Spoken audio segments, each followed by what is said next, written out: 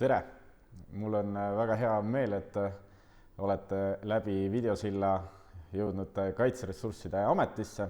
Mina olen Aare Jamnes ja riigikaitselise hariduse valdkonnajuht.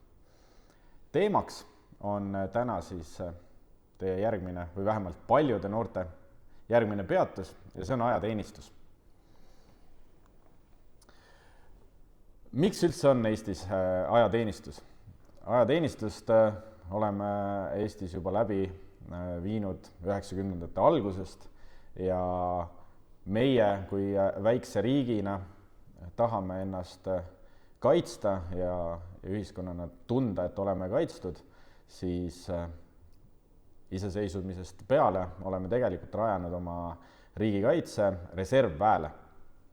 Et reservväge koondada, seda üles ehitada, on valitud just ajateenistuse tee, kus kõik noormehed peavad siis kohustuslikus korras läbima ajateenistuse igal aastal. Meie naaberriigid on tänaseks päevaks juba vähemalt 3 küljest NATO liikmed ja ka selline ühiskoostöö liitlastega on tegelikult suureks aluseks meie riigikaitsele. Ja peamiselt just sellise heidutuse teel.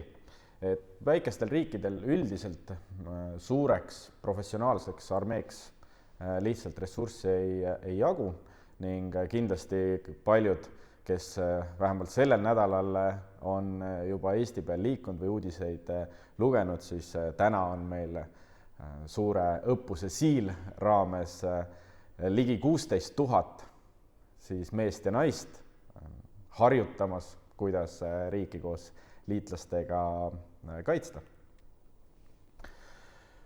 Kuidas ühe noore teekond riigikaitsesse alguse saab?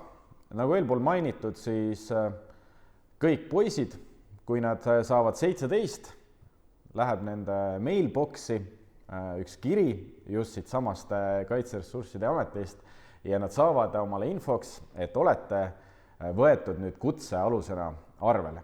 Mida see tähendab? Kutsealusena arvele võetakse kõik noormehed 17-aastasena. Üldiselt siis ka sünnipäeval tuleb kiri meie poolt, et peaks noormees hakkama valmistuma ajateenistuseks. Loomulikult saavad Eestis ka naised ajateenistust läbida, aga seda siis juba vabatahtlikult. Naisi ja mehi ajateenistuses ja kaitseväes üldiselt loomulikult koheldakse täpselt samamoodi. Meie jaoks on iga inimene siis riigikaitse vaates võrdne, väljaõpe on täpselt samasugused, olmetingimused samamoodi, tasustamine täpselt samamoodi. Lihtsalt erisus on jah see, et kohustuslikus korras peavad sinna just tulema poisid. Mis vanusest tullakse ajateenistusse? Et ajateenistuse tulla, peab olema siis 18 täis. Teravamad kindlasti saavad ehk mõelda ajaloo peale, kus näiteks Tallinna Reaalkooli poisid juba vabadussõtta siis põhikooli pingist läksid. Tänapäeval see nii ei ole, et 18-aastasena ja siis alles on võimalik ajateenistusse tulla. Ja see piir, kus me ajateenistusse noori võtame, on 27 eluaastat. Nüüd, mis on need nõuded, et üks inimene üldse ajateenistusse saaks tulla? Need nõuded on kõik Kaitseressursside Ameti kodulehe pealt kõikidele noortele ja ka tegelikult vanematele, õpetajatele kättesaadavad ja teiega siis tehakse ka erinevad toiminguid enne siis, kui päris bussi peale nii-öelda minnakse ja väeosa ukse ees siis varustuse liini suunatakse. Kaitseväeteenistus.ee on tegelikult ühele noorele inimesele esmane tööriist. Seal on kõik info teie kohta, seal on olemas need kutsed, seal on võimalus teil valida välja oma terviseseisundi hindamise aeg. seal on teie enda täiesti isiklik kliendikonsultant oma numbri ja nimega ja emailiga, ehk siis kui teil on vähegi küsimusi, kuidas või mis protsess teid ees ootab, siis logige sinna sisse, vaadake, uurige seda infot, mis seal on, suhelge oma kliendikonsultandiga ja valige aeg siis terviseseisundi hindamiseks. Samuti on see koht, kus saate valida oma tulevase siis kõige meeldivama või huvi pakkuvama üksuse, kus ajateenistust läbida. Kui me läksime selle peale, et üks valikuvõimalus on noorel endal siis panna kirja, kuhu väeossa, erialale soovite minna ja mis teie hobidega näiteks kõige paremini kokku läheb, siis ajateenijad õpivad väga-väga palju. Ma tahaksin nimetada, et ajateenistus on 13. klass. Kui esimesed 12 olete oma siis kodukoolis, 13. klass võiks olla tegelikult väeosas ja see circa aasta, mis seal ollakse, on ülisuureks siis panuseks teie edasises elus. Mida siis ajateenistuses teha saab? Seal saab juhtida. Seal saab juhtida nii masinaid, seal saab juhtida inimesi. Ehk siis me õpetame seal välja inimesi, kes oskavad erinevates siis lihtsamates või keerulistemas situatsioonides juhtida inimesi. Peaasjalikult ajateenistuse siis raames jao ja rühma tasandil. Kui suur on üks jagu, mida siis üks jaoülem näiteks peale noorem allohvitseride kursust juhtima saaks hakata? See on circa 10-12 inimest. Saate ilusti nagu mõelda, et see on terve jalgpallivõistkond ja meie õpetame siis selle jalgpallivõistkonna kaptenit.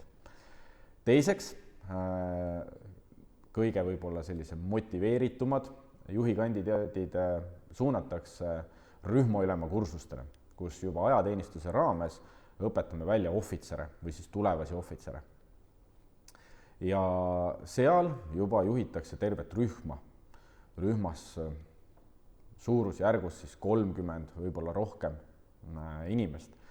Ma arvan, et 30-40 inimest on juba täiesti selline, kas siis keskmist mõõtu firma näiteks. Võib täiesti mõelda, et me anname sealt koolituse tulevasele firmajuhile või sõjaväelisele juhile. Ma arvan, et need on need näited, millega saab üks inimene ennast kõige paremini seostada. Loomulikult väga palju spetsialiste. Kaitsevägi on väga suur organisatsioon. Kui me võtame oma sõjaaja koosseisu, siis seal on pisut alla 50 000 inimese. Ehk tegelikult me räägime väga-väga suurest hulgast spetsialistidest ja kui ajateenistuses on võimalik meil läbida ligi 130 erinevat kursust, üks ajateenija oma siis ajateenistuse vältel läbib umbes 4-6 nendest. Ja me pigem soovime just noortele juhtida tähelepanu selle poole, et rääkige, mis on teie huvid ja tegelikult suure tõenäosusega leitakse teile ka täiesti õige koht. Kui on huvi meditsiin, igas üksuses on vaja meedikuid. IT ja side, tänapäeval ääretult populaarne temaatika niikuinii. Täpselt sama asi ka kaitseväes. Väga palju IT-d, väga palju sidelahendusi, et tegelikult ju kriisiolukorras kõik need 50 000 ja pluss inimest omavahel suheldud saaks. Mere peal käiakse meie mereväelastega. Logistika, jällegi, kui vaadata kas või tänavate peale suuri veoautosid, olgu nad siis eravärvides või laigulised, siis suur masinavärk, et üldse need kaubad ja tooted ühest kohast teise liiguksid. Taaskord väga palju ressurssi, inimressurssi just sinna ka läheb. Toitlustus, taaskord ma arvan üks loogilisemaid, ehk siis kui inimesele pakub huvi toitlustus, siis neid tuhandeid ja tuhandeid inimesi, keda igapäevaselt Kaitseväes on vaja toitlustada, siis seal tööpõld taaskord suur ja lai. Ja miks mitte saada oma esimene selline suur kogemus juba kätte ajateenistuses ja hiljem sellest omale karjäär välja teha. Samas ma arvan, et toidu tegemise oskus ka igale inimesele ükskõik mis eluvaldkonnas mööda külgi maha ei jookse. Mootorsõiduki juhtimine. Taaskord sisuliselt ühiskonnas üks kõige olulisemaid vast oskusi, et inimene oskaks liikluses toime tulla ja masinatega sõita. Kaitseväes see masinate vahemik loomulikult on pööraselt suur. Me räägime ATV-dest, mootorratastest, kuni siis kõige suuremate suurtükkideni, suurte roomukmasinateni välja.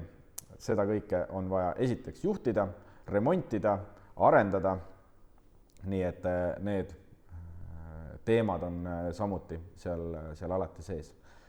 Ja kõikidel noortel üldiselt on telefon taskus. Ja nad teavad, mis on sotsiaalmeedia, teavad, mis seal tuleb teha, oskavad pilti teha, oskavad rääkida, siis kriisis on suhtlemisel hästi suur ja oluline roll. Ehk siis kriisikommunikatsioon, kõik muu kommunikatsioon, see tähendab, et ka ajateenijatest on juba meil turunduse strateegilise kommunikatsiooni noori. Minu enda heast näitest juba aastaid tagasi, kus minu rühmakaaslane peale siis sõdurioskuste baasi omandamist läks ülejäänud ajateenistuseks sõdurilehte tööle ja tema töötaski fotograafina. Terve oma ajateenistuse osates nii sõdurioskuseid kui siis tegelikult käies õppusi jäädvustamas ja kirjutamas sõdurilehte artikleid. Loomulikult ka reakoosseis ja kus käib siis meie väljaõpe. Meil on maavägi, merevägi, õhuvägi, küberväejuhatus, toetusväejuhatus, sõjaväepolitsei ja erioperatsioonide väejuhatus. Need on kohad siis tegelikult, kus väljaõpet tehakse. See on Eesti kaart ja nagu tegelikult siit on ka näha, on igal pool Eestis võimalik väljaõpet ja ajateenistust läbida. Loomulikult kõige suurem siis meie Kaitseväe keskus on Tapal esimese jalaväebrigaadi näol. Esimene jalaväebrigaad ka oma jalaväeüksustega paikneb Jõhvis ja teine jalaväebrigaad siis nüüdseks oma soomukid samuti kätte saanud on Võrus. Tallinna ümbrus loomulikult ka siis on meil siin mehitatud Ämari, meie suure siis sõjaväe lennuvälja ja erinevate siis logistika ning jah, siis ka diviisi, staabi ja sidepataljoni näol. Tallinnas merevägi, küberväejuhatus ja siis erioperatsioonid paiknevad ka meil Harjumaal ja miks me seda liiga täpselt välja siin kaardi peale ei ole toonud, kus nad täpselt oma väljaõpet läbi viivad, siis erioperaatorid, meie Kaitseväe eriüksus, kus ka on meil igal aastal nüüd 30 ajateenijat olnud, tõenäoliselt kõige raskem, nii füüsiliselt kui vaimselt ajateenistus, aga üks kõige populaarsemaid, kuhu noored tahavad proovida. Ka erioperatsioonide ajateenistusse viiakse läbi ka eraldi katsed, nii et selleks tavaliselt maikuus erioperatsioonid kutsuvad noored kokku, tehakse katseid ja eelmisel aastal oli pisut alla 300 taotluse sellele 300 kohale. Nii et sinna kindlasti see füüsiline ja vaimne ettevalmistus on kõige suurema mõjuga, aga peab välja kindlasti tooma seda, et enamustel aastatel sinna jõuab ka tüdrukuid, kes tahavad just seal oma ajateenistust vabatahtlikult läbida ja seal on ka väga edukaid siis tüdrukud, kes juba selle läbinud on. Nii et ajateenistus kindlasti on kõigile, kes seda tahavad, jõukohane ja põnev. Kuidas valmistada siis ette ennast füüsiliselt eelkõige? Kaitseväe kehaliste võimete kontrolltest, selle sooritavad kõik ajateenijad, kes tulevad. Üldjuhul juba esimeste päevade jooksul ja kui valdavalt täna ka ekraanide taga on meil siis kõige noorema vanusegrupi inimesed, siis saate kas seda ise proovida, saate seda sõpruskonnaga teha. See koosneb kätekõverdustest, kõhulihastest ja 3200 meetri jooksust. Kui me võtame ka selle kõige miinimumtulemuse, siis noormehed peaksid tegema kätekõverdusi 40. Peale tundi võite rahulikult siis sõpradega minna koridori ja proovida, kas te 2 minuti jooksul teete 40 kätekõverdust ära. Istesse tõusud ehk siis kõhulihaste harjutus 46 minimaalselt. Ja siis juba on võimalik koju joosta, kui teie kodu on täpselt 3,2 kilomeetri kaugusel, 15 minutit ja 54 sekundit on selleks ajaks, et te saaksite siis 60 punkti vähemalt kätte, nii et saate proovida, kas jõuate alla 16 minuti koju joosta või mitte.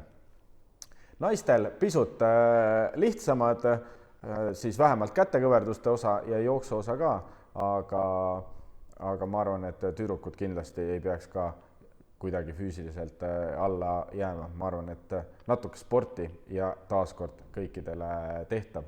See tabel on mõnus peegeldus sellest, kui te olete selle läbi proovinud, kui sellises heas keskmises vormis te olete. Peale ajateenistust ma saan kindlalt väita, et ajateenistus annab eelise. Ka eelmisel aastal läbi viidud uuringu kohaselt siis peale ajateenistust inimesed oma karjääriredelil jõuavad sellisele tasemele, et nende keskmine palk on 20% suurem kui need noored, kes ei ole käinud ajateenistuses. Ja siin on võib-olla lihtne loogika. Ajateenistuse eelisteks, kuna te töötate ja te õpite seal asju, mida absoluutselt igas karjäärivalikus läheb vaja. See annab enesekindlust, mis võib olla tihtipeale just selleks eeliseks, et midagi rohkem teha ja olla teistest natuke parem ja julgeda olla teistest parem. See annab distsipliini. Olgem ausad, kui ligi aasta tuleb ärgata kell 6 hommikul ülesse, siis see tekitab selle distsipliini ja ka tulevane tööandja ei pea muretsema sellepärast, et kui lepitakse kokku mingisugune aeg või tööülesanne, siis inimene, kes ajateenistuses on selle harjumuse sisse saanud, siis kindlasti tööandjale on väärtuslikum inimene. Uued teadmised, oskused erialadest me põgusa ülevaate siin tegime. Need oskused, kinnitan, aitavad teid edasises karjääris kindlasti edasi. Esimene juhtimis- ja meeskonnatöö kogemus. Väga palju räägitakse, et juba koolinoored saaksid esmase töökogemuse, aga ajateenistus annab just selle, et sa oled saanud ka esmase inimeste juhtimise kogemuse ja meeskonnas töötamise kogemuse. Taaskord väga väärtuslik, olgu see siis ülikoolis grupitööd või tegelikult siis karjääriredelil minnes tiimiliikmena või tiimijuhina edasi. Sotsiaalne võrgustik. Kui üldiselt käiakse oma 12 kooliaasta jooksul ühes või 2 koolis, siis ajateenistuses tuleb kokku igast Eesti otsast noori täiesti teise taustaga. Te saate väga ägeda kogemuse igalt poolt mujalt Eestist ja tihtipeale ka väga head kaaslased kogu edasiseks eluks. Loomulikult ka esimesed karjäärivalikud on võimalik juba ajateenistusest lõpetades endale saada, olgu see siis jäämine instruktoriks, valida endale karjäär tegevväelasena, haridustee jätkamine Kaitseväe Akadeemias. Nii et need on need kohad, kus tegelikult iga noor saab võita, saab kogemusi ja kõikidel on seal kindlasti midagi põnevat teha ja juurde õppida. Aga ma tean, et on nüüd tulemas ka küsimusi ja nüüd küsimusteks ma olen hea meelega valmis. Siin on meil esimene küsimus. Mis juhtub siis, kui keegi ei taha ajateenistusse minna? Ma loomulikult ei tea, mis peaks olema üldse see põhjus, miks ei taha ajateenistusse minna. Üldiselt ajateenistuses need erialad ja tegevused on piisavalt põnevad, et igaüks sinna võiks minna. Aga kui ei taha, kahjuks väga sellist võimalust ei ole. Kui me võtame ka meie õigusruumi, siis poistele on see kohustuslik ja pigem me arvestame just rohkem seda, kui inimene tahab sinna minna. Aga loomulikult on neid inimesi, kes võib-olla hoiavad sellest kõrvale, siis selleks on ka seadusandja andnud võimaluse.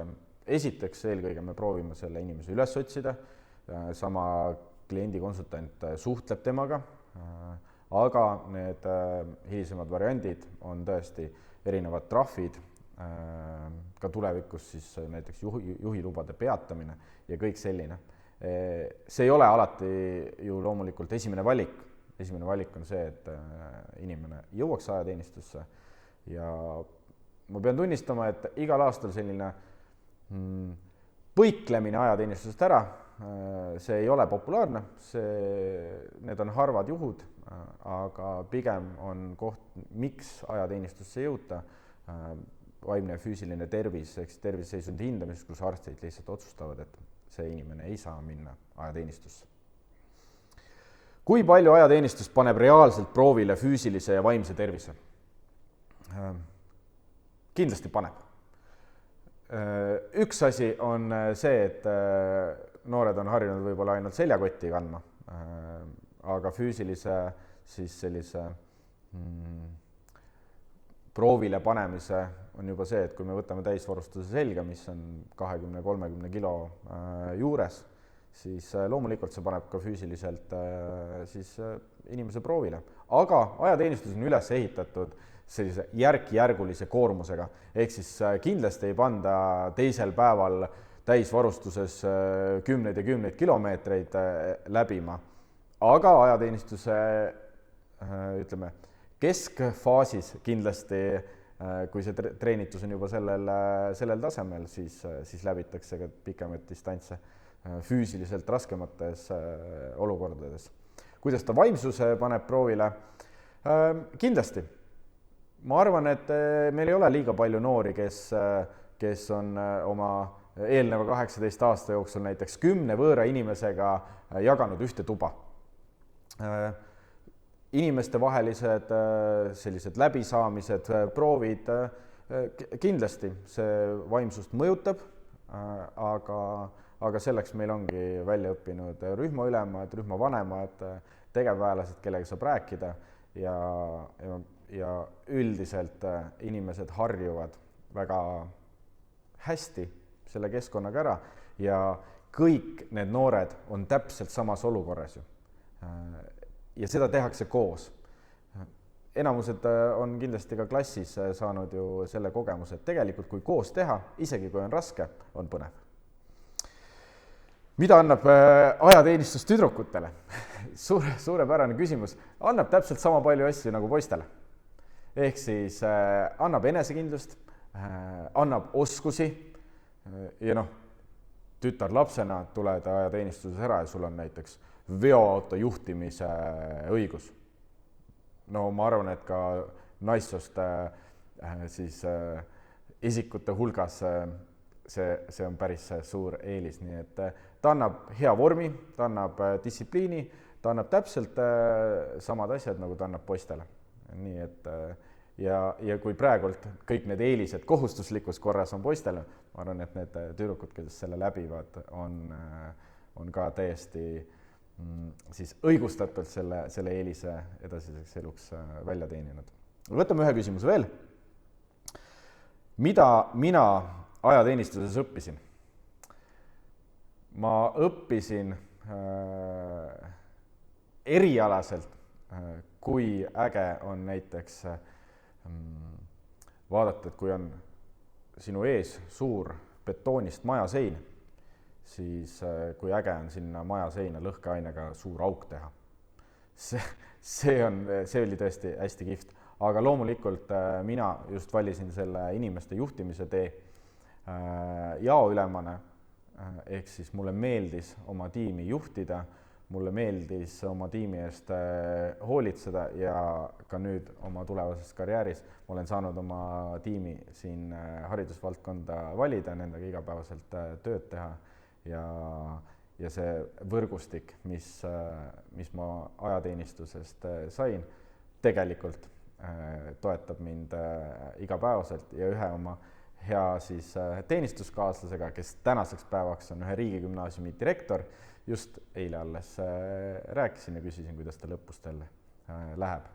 Nii et ma loodan, et siit said kõik endale midagi põnevat, midagi huvitavat ja ma loodan, et paljudel on järgmiseks peatuseks ajateenistus. Aitäh!